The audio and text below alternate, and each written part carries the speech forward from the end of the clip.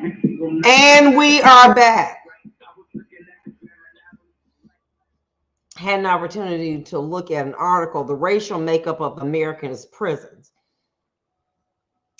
dated October 13, 2021, where there says that according to the report, Black Americans are incarcerated at a state average of 1,240 per 100,000 residents, whereas Latino Americans are imprisoned at 349 per 100,000 residents.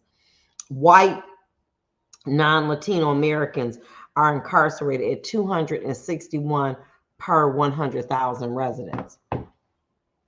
So, what's that say? Simple. We make up the largest, Blacks and Latinos make up for the largest groups of incarcerated individuals. We don't have no problem with with that, right? What we're saying is that when we try to give them an opportunity to say, because we look at these statistics and they're so alarming, let's try to do something on the other side of education to give you a benefit. No, we can't do that. But what are we doing to stop mass incarceration among Blacks and Latinos? What programs are there out there? They don't even have, many times when people go to prison and they're released back in the community, there are no programs out here to support them. There are no programs, reentry programs. And the reentry programs that they have are so overburdened that they're not able to actually really help anybody.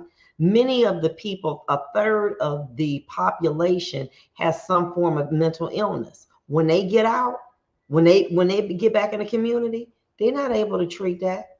But here's the situation where you have something that says, let it just be a plus factor. That's all.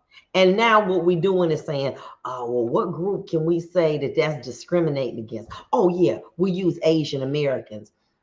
And so now we're going to bring them into this affray. Come on, include them in the plus factor. Them, other groups who have demonstrated that there's a disadvantage that has occurred to them due to their ethnicity, give them this plus factor. But we don't want to do that. Oh, no, no, no, no. It's amazing to me when what someone has done, it appears to me, is that, every time we turn around, we getting Democrats in here. How can we assure that people of color, liberals, are not getting elected? Silly.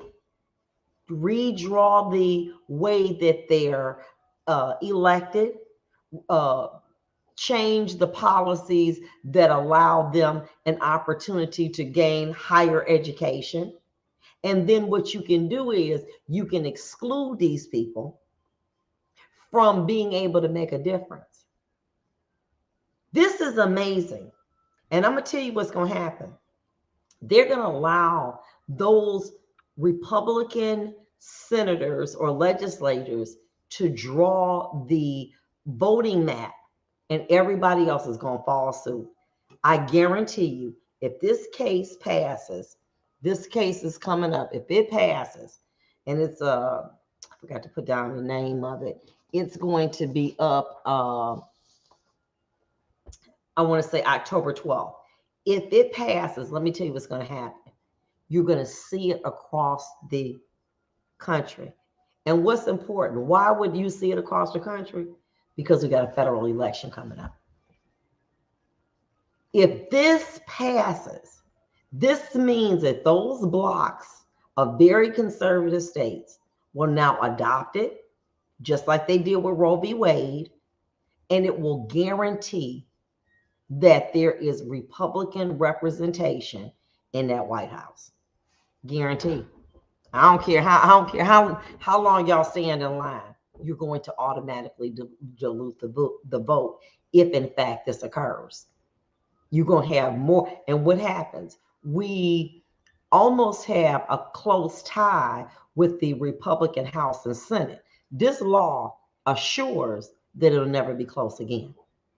And so if you do get, listen to this, if you do get a Democratic president, we won't let anything pass because we'll control the House and the Senate.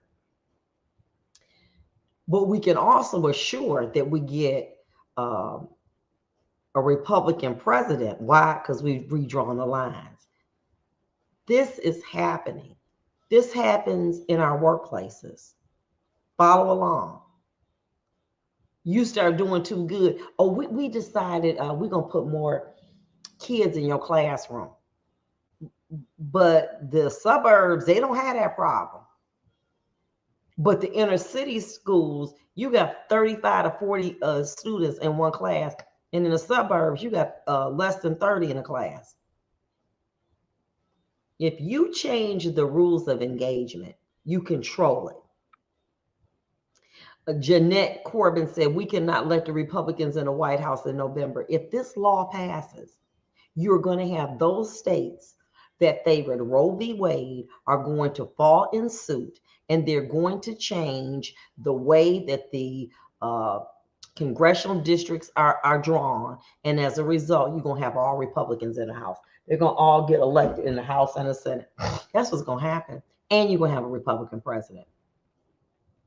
I don't care if we have a Republican president. Be fair about it. But don't be up late in the midnight hour when everybody's asleep, making up stuff that pits one group against another, that penalizes groups, and it tries to alienate people based on race and gender. Don't do that. If people want to vote for a Republican president, let them. But don't late in the midnight hour change the rules of engagement. That's my concern. And that's what's going on here.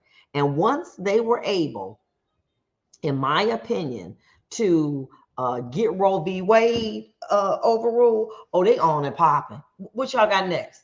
You want me to change how you vote? Oh, come on. Okay. You want me to change how we let Black people and Latinos in school? Okay. Yeah, and then what we do is we pit one group against the other.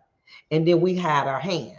See, that's what I do. See, I'm going to say, well, we looked up statistics and we saw that this is in violation of Baki, and it's in you're favoring Blacks and Latinos, and that's not fair to the Asian American population.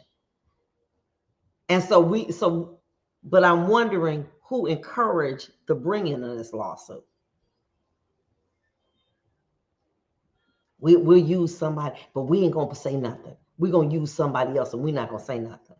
And then we're gonna see what happens. Shh. Wake up, people. It's going down. We'll be back.